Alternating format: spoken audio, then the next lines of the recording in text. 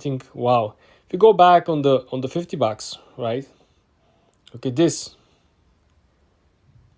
Things are looking much more professional. It looks like this is a very good gift for a person that is into business, the person that is creating his own, texts, own plans, own, notebooks, taking notes. A person that is very organized. You can give this to someone that essentially has everything. It looks like a good gift for a person with money. It looks like a good gift for a person that is just into artistic hobbies. So I want you to pay very close attention how you can market the same exact product, but because your marketing is better, you can simply charge more, 10 times, 20 times, 30 times more. And this is how you can make a lot of money.